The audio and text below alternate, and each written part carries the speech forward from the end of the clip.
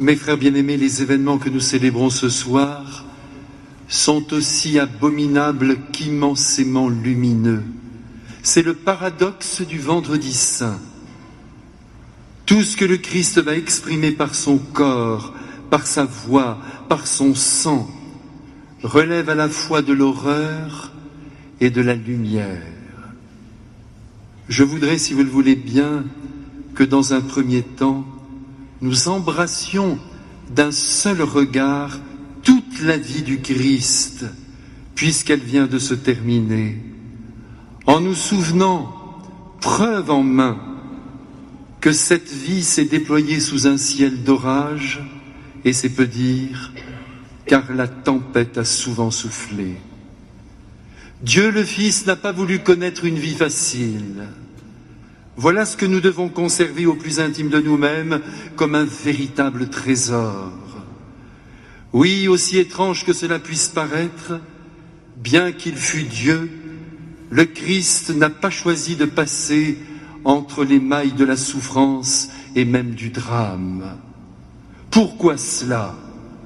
Eh bien parce qu'il a voulu tout simplement nous enseigner ce qu'était la vraie vie, celle qui tous les jours nous est servie par les circonstances, par les événements, et disons-le par Dieu notre Père, car c'est de lui que nous recevons toutes choses, et les joies, et les peines, et les douleurs, et les contrariétés, puisque l'existence tout entière nous vient de Dieu.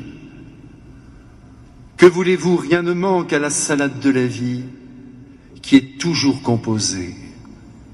Toutefois, malgré cette évidence, nous avons un mal fou à accepter ce mélange.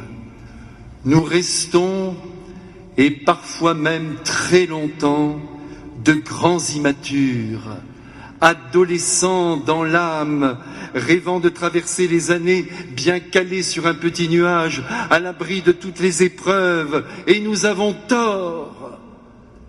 Car comme l'a parfaitement dit, c'est-à-dire poétiquement dit, le grand Victor Hugo, on ne peut voir les étoiles que sur fond de nuit. Il disait encore, la cendre ne parvient qu'à nous prouver la flamme. Quelle belle manière, mes frères, que de regarder la vie. Sans nuit, pas de jour, sans épreuve, pas de joie. Alors Jésus qui nous aime tant et qui veut nous donner du courage pour affronter le parcours épineux qui attend chacun, a voulu montrer par son propre parcours ce qu'était la vie, la vraie, faite comme chacun le sait, d'étoiles et de nuit. Certes, pour le Christ, j'en conviens, tout a magnifiquement commencé. On ne peut pas dire le contraire. Il eut des parents exceptionnels qui se sont beaucoup aimés, Dieu montrant d'ailleurs par là que l'accomplissement de l'homme commence par un terreau familial de qualité. Quelle grâce, oui, quelle grâce, mes frères, que d'ouvrir les yeux au sein d'une famille unie. Sur ce point-là, il faut bien reconnaître que Jésus est loin d'avoir partagé le sort de nombreux enfants qui malheureusement n'ont pas connu ou ne connaissent pas cette incomparable joie. Mais ensuite et très rapidement, la situation du Christ apparemment idyllique s'est aggravée, puisque à peine né, il n'a que quelques heures, sous la menace de l'épée des soldats d'Hérode, il devra prendre la fuite en direction de l'Égypte, où il connaîtra la condition des exilés. Après quelques années de retour dans son pays, comme vous le savez bien, il passera toute son enfance et son adolescence dans un village paumé qui a mauvaise réputation, ce fameux Nazareth. Rien de bien glorieux. C'est là qu'il demeurera la plus grande partie de sa vie, travaillant dur, j'en suis sûr, dans l'atelier de son père, alors qu'il est Dieu et qu'il aurait très bien pu se soustraire à la loi du travail. Sa chance, évidemment, c'est qu'il vit avec les plus grands saints de l'histoire. Autant dire qu'il est auréolé d'amour, car c'est l'amour, je vous le rappelle, qui fait la sainteté. Quand on demandait à Sainte Bernadette de Lourdes, intelligentissime mais inculte, en quoi consistait la vie chrétienne, elle répondait « Il suffit d'aimer ». Et vous voyez où ça l'a conduite, tout droit sur les autels. Et puisque j'y suis, je vous rapporte aussi ce mot extraordinaire de Bernadette. Quand il y avait d'énormes problèmes en France, comme il y en a aujourd'hui d'ailleurs dans notre cher pays que nous aimons tant, on lui demandait « Vous ne craignez pas toutes ces émeutes, Bernadette ?» Et elle répondait « Je ne crains que les mauvais catholiques. » Ça, c'est la sagesse, mes frères. C'est la sagesse d'une petite fille évangélique qui était une des préférées de la Sainte Vierge.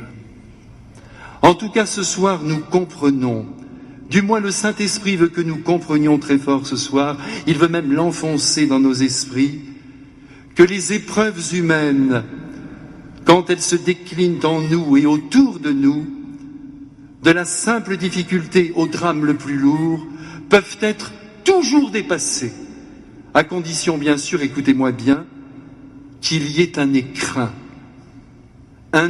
d'amour qui enveloppe celui ou celle qui souffre.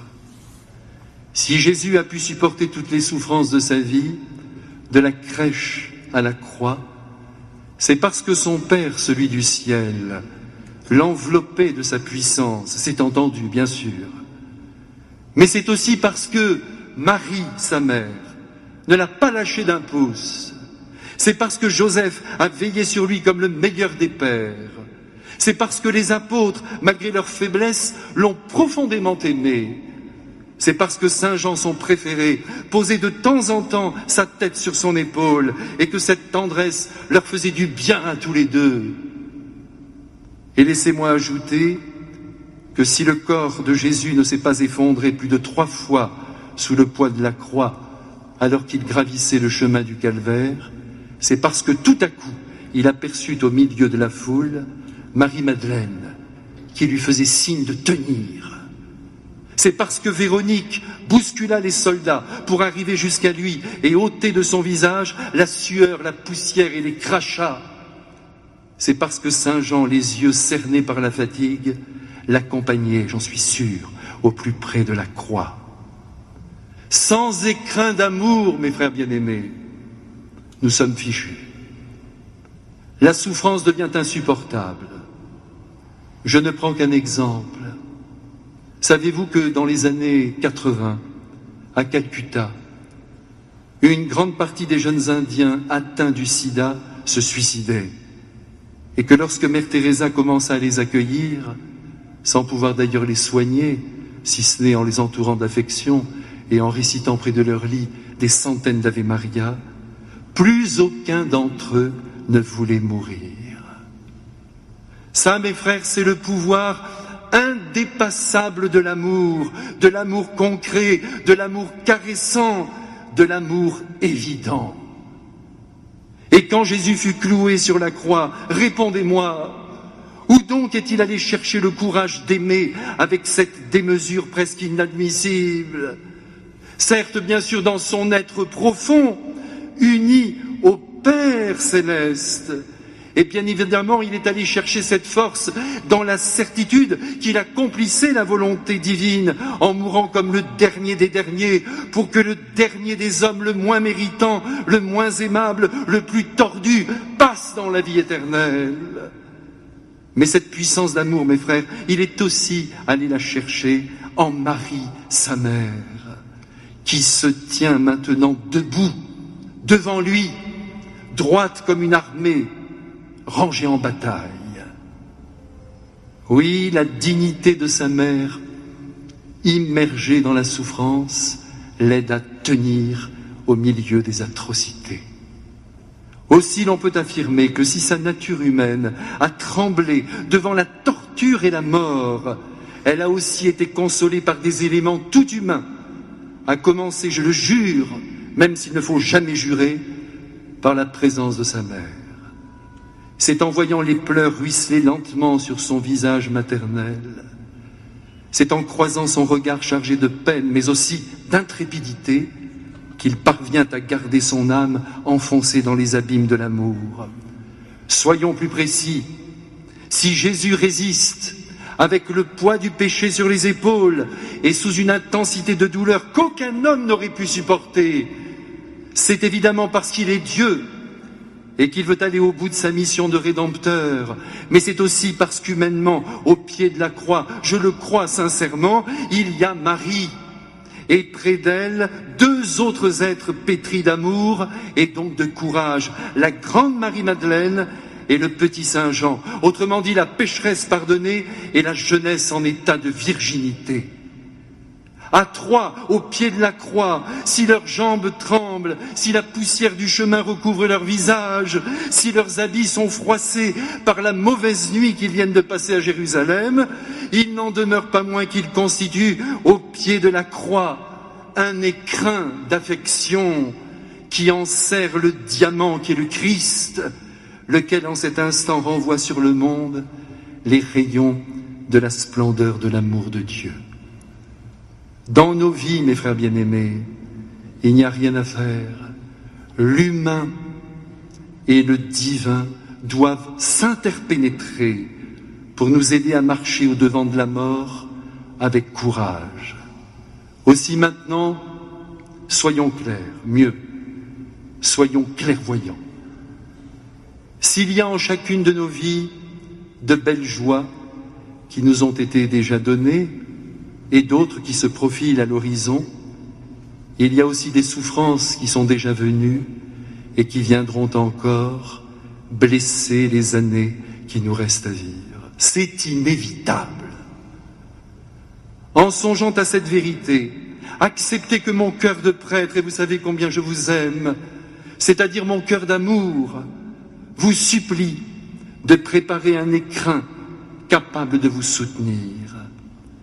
Quand on a 20 ans, et parfois bien au-delà de cet âge, on a la tentation de croire qu'on peut s'en sortir tout seul, qu'on n'a besoin de personne. Cette tentation vient du démon. Si l'on y succombe, elle conduit droit dans le mur, autant dire dans le mur de la solitude, de l'égoïsme et de l'orgueil satanique. Comme nous venons de le constater, notre Seigneur Jésus lui-même n'a pas voulu, dans sa sagesse, affronter tout seul le cours de sa vie et surtout la souffrance et la mort. Et pourtant, il en avait la potentialité. Nous sommes, mes frères, des êtres fragiles, faibles, peureux, terriblement malheureux dès que nous ne sommes plus aimés. Dès lors, qui se terre dans son coin, dans l'espoir de rassembler ses forces en s'appuyant uniquement sur elle, s'égare, sort de l'humain et perd le divin. Il faut donc en chacune de nos vies un écrin, et il revient à chacun de nous de le constituer. Bien sûr, il y a le Christ, notre amour, notre ami, et puis il y a sa mère, la très sainte Vierge Marie. Et je sais que vous vous serrez déjà contre eux, et vous faites bien. Mais encore une fois, cela ne saurait suffire. Peut-être avez-vous déjà rencontré un être qui vous a subjugué, et que vous avez déjà épousé, ou du moins avec lequel vous songez peut-être à faire votre vie. Parfait, parfait, ce serait parfait. Je m'en réjouis, vous ne pouvez pas savoir, pour vous. Rien n'est plus grand que l'amour partagé. Mais peut-être ne l'avez-vous pas encore trouvé, cet être sublime. Surtout ne désespérez pas, même si vous frôlez la quarantaine. Allez les filles, allez les gars, tambourinez sur le cœur de Dieu pour qu'il ouvre en votre vie la porte à l'amour. Qui sait, peut-être pendant ce triduum, vous allez rencontrer la bonne personne. Et quand je dis la bonne, je veux dire la personne qui est bonne dans son être, c'est-à-dire qui est remplie de bonté. Voilà les vrais critères. Il est si bon de vivre avec des êtres bons. Les beaux, les trop beaux, méfiez-vous. Surtout ceux qui savent qu'ils sont beaux. Affreux. Vous risquez de découvrir douloureusement qu'ils s'aiment davantage qu'ils n'aiment les autres. Qu'elles soient pas mal, c'est déjà bien. Sachez vous contenter. Voyez, je vous parle comme un père, c'est pas beau ça? En cette nuit où Jésus veut que l'amour resplendisse en chacune de vos vies. Surtout qu'avec le temps, inutile d'insister, vous m'avez compris, la beauté tend à se désagréger. La vraie beauté, disait François Mauriac, est indestructible parce qu'elle ne tient pas à la chair, mais à la structure. Il faudrait dire à l'architecture, autant dire à tout l'être. Bref, mes frères, je vous souhaite en ces jours saints, si ce n'est déjà fait, de trouver cet amour. Et puis peut-être se cache-t-il aussi en votre vie une Marie-Madeleine ou un Saint-Jean qui ne demanderaient qu'à vous aimer, qu'à vous soutenir de leur amitié et qu'à vous combler.